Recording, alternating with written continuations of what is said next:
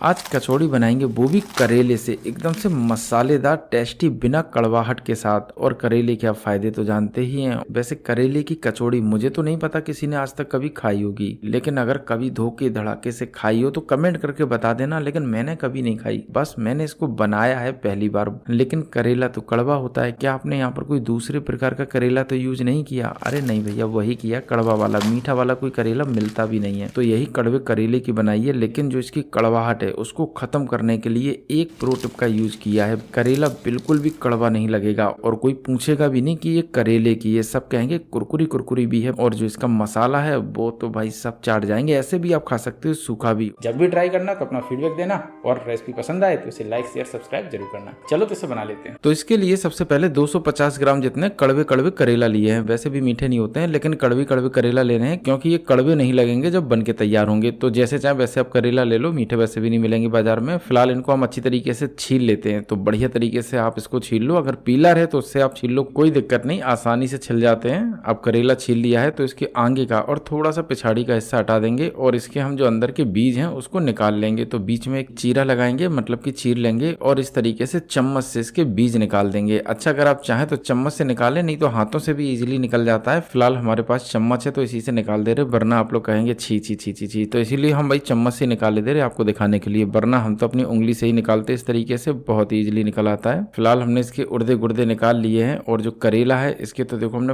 Perfect करेले बनाए थे। उसकी रेसिपी देखनी हो तो लिंक मैं डिस्क्रिप्शन में दे दूंगा, या फिर आपको ये वीडियो पूरा देखने के बाद मिल जाएगा। करेले की रेसिपी देखना, बिल्कुल भी कड़वे नहीं लगेंगे, तो आप जाके देखिएगा। फिलहाल इसके जो बीज हैं इसको एक साइड रख देंगे। तब तक एक पैन में डाल देंगे 5 साबुत लाल मिर्च, अच्छा खासा स्पाइसी हो जाएगा। इसी के साथ डालेंगे 1.5 चम्मच जितनी सौंफ और डालेंगे आधा चम्मच से थोड़ा सा ज्यादा जीरा। अब इन सभी को लगभग 1.5 मिनट भूनेंगे मीडियम टू हाई फ्लेम पर। बढ़िया तरीके से भुन जाएगा, कोई भी दिक्कत नहीं होगी। मसाले भुन चुके हैं, अब इसको उठा के सीधा डाल देंगे मिक्सी के जार के अंदर। अब इसमें थोड़ी सी हींग भी डाल देंगे, बहुत अच्छा टेस्ट आता है। इसी के साथ डालेंगे इसमें 1 कप जितना सत्तू, या फिर 4 भरकर चम्मच लेंगे सत्तू। और ये देखो चने का सत्तू है, अगर चने और जौ का मिक्स सत्तू है तो उसे भी डाल सकते हैं। यहाँ पर आप किसी प्रकार की मिक्स दाल मोठ भी यूज कर सकते हैं, तो जो चाहे वो डालिएगा, लेकिन ये सस्ता पड़ता है इसीलिए डाल रहे हैं। अब इसी के साथ 1 चम्मच भर के डालेंगे धनिया पाउडर, बहुत अच्छा टेस्ट आता है, स्किप मत करना। लेकिन गरम मसाला मत डालना, अभी एकदम से सादा है। इसका थोड़ा सा रंगीन मिजाज भी कर देते हैं, तो डाल देंगे थोड़ी सी हल्दी पाउडर। और अब इसका ढक्कन लगा के इसको हल्का सा मोटा मोटा पीस लेंगे। अच्छा, मैं दिखा देता हूँ, ये देखो जैसे ही आप हाथों से छुएंगे तो आपको लगेगा कि हल्का सा मोटा मोटा पिसा हुआ है, तो इसी तरीके का हमको रखना है। अब इसे हमने पीस लिया है, तो इसको एक कटोरी में निकाल लेंगे और फिर से इस मिक्सी के जार में डाल देंगे जो मैंने करेले के उड़दे गुर्दे निकाले थे उनको। तो सारे के सारे बीज सहित डाल देंगे, बहुत अच्छा टेस्ट आता है। फिलहाल इसका ढक्कन लगाकर इसको पीस लेते हैं, थोड़ा सा मोटा मोटा। तो इस तरीके से पीसना है, मतलब कि एकदम से बारीक नहीं हुआ है, लेकिन अच्छी तरीके से कुचल चुका है। तो बस इसी तरीके से रखना है। अब लगभग सारी तैयारी हो चुकी है, तो मसाला बना लेते हैं। तो इसके लिए सबसे पहले एक पैन में डालेंगे सरसों का तेल। आप जो भी चाहें वो कुकिंग ऑयल ले सकते हैं, लेकिन हमें सरसों के तेल में थोड़ा सा खाना ज्यादा टेस्टी लगता है, तो इसीलिए ले रहे हैं। अब इसको हम एकदम से धुआं उठने तक गर्म कर लेंगे। तेल एकदम से बढ़िया तरीके से गर्म है, तो गैस की फ्लेम मीडियम कर देंगे और इसके अंदर डाल देंगे बारीक कटा हुआ प्याज। तो लगभग एक मीडियम साइज का प्याज था, उसी को मैंने बिल्कुल छोटा छोटा काट लिया था। अब इसको हम चलाते हुए भूनेंगे लगभग 50%, मतलब कि पूरी तरीके से जलाना नहीं है, ना ही इसको गोल्डन ब्राउन कलर तक आने देना है। तो गोल्डन ब्राउन नहीं करना है, बस ये ध्यान रखना है। तो मैं पास से दिखा देता हूँ, बस इस तरीके से भूनना है, मतलब कि पूरी तरीके से लाल नहीं होने देना है, वरना टेस्ट नहीं आएगा।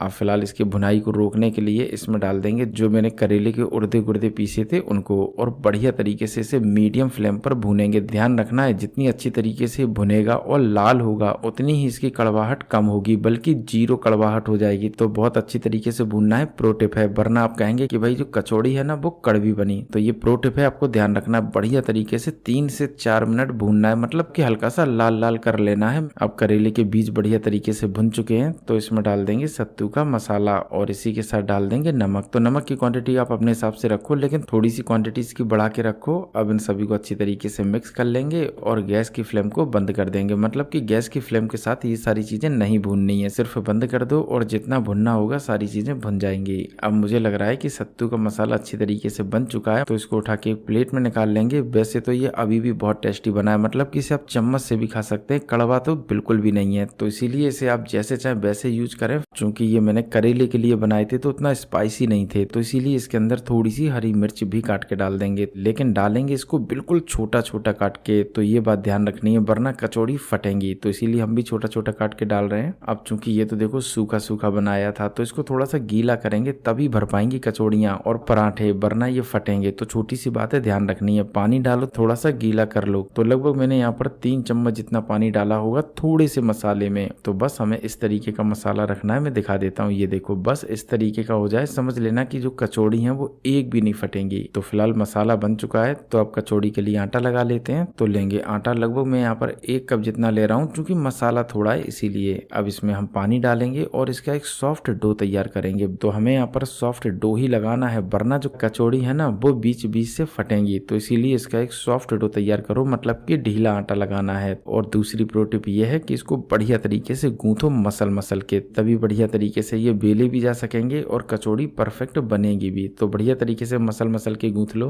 अब आटा बढ़िया तरीके से गूंथ चुका है, मैं दिखा देता हूँ। बस इस तरीके से गूंथना है, एकदम से बढ़िया सॉफ्ट। अब आटा गूंथ चुका है, तो थोड़ा सा आटा लेंगे और बढ़िया तरीके से सेट कर लेंगे और कचौड़ी के लिए छोटी छोटी लोइयां काट लेंगे। तो मैं तो इस तरीके की छोटी छोटी कचौड़ी बना रहा हूँ। अगर आप बड़ी बड़ी बना रहे हैं तो बड़ी बड़ी लोई काटें, फिलहाल हम छोटी छोटी काट रहे हैं। अब एक लोई उठाएंगे और इसको हाथों से एक सा कर लेंगे और बढ़िया तरीके से फैला लेंगे। अब इसके अंदर भरेंगे जो मैंने करेले का मसाला बनाया था उसको। भाई बिल्कुल भी कड़वा नहीं लगेगा, बहुत टेस्टी बना था। मसाला आप अपने हिसाब से भर सकते हैं, जैसे क्वांटिटी बढ़ाना चाहें तो बढ़ा दो और कम रखना चाहें तो कम रखो। अब इसको हम अच्छी तरीके से सील पैक कर लेंगे और थोड़ा सा सूखा आटा लगाकर इसको बेलन से बेल लेंगे। और देखो बेलते समय ये फटेगी बिल्कुल भी नहीं, आलू की फट भी सकती है, ये तो बिल्कुल नहीं फटेगी, क्योंकि बहुत बढ़िया तरीके से मसाला बनाया है और हल्का सा गीला भी है। अब कचौड़ी अच्छी तरीके से बेल ली है, तो इसी तरीके से हम दूसरी कचौड़ी भी बेल लेते हैं। तो सबसे पहले इसे फैला लेंगे, फिर इसके अंदर भरेंगे मसाला और अब इसको करेंगे सील पैक और बढ़िया तरीके से सूखा आटा लगाकर इसको बेल लेंगे। तो सारी की सारी कचौड़ियां बेलती चली जाएंगी, कोई भी दिक्कत नहीं होगी, बहुत ही आसानी से बिना फटे हुए। फिलहाल कचौड़ी बेल ली है, तो अब इनको सेंक लेंगे। तो सीधा डाल देंगे इसको तेल के अंदर और गैस की फ्लेम रखेंगे मीडियम टू लो, अगर करारी कुरकुरी बनानी है, और अगर नॉर्मल बनानी है तो मीडियम फ्लेम पर सेंकें। तो गैस की फ्लेम यहाँ पर बहुत इंपॉर्टेंट है, तभी परफेक्ट कचौड़ी बनेगी भी और फटेंगी भी नहीं, फूलेंगी भी। सारी चीजें गैस की फ्लेम पर निर्भर करता है। फिलहाल इनको हम अच्छी तरीके से उलट पुलट करते हुए सेंक लेते हैं। अब कचौड़ी बढ़िया तरीके से सिक चुकी है, तो इसको निकाल लेते हैं और जो दूसरी कचौड़ी है उसे भी डाल देते हैं। देखो सारी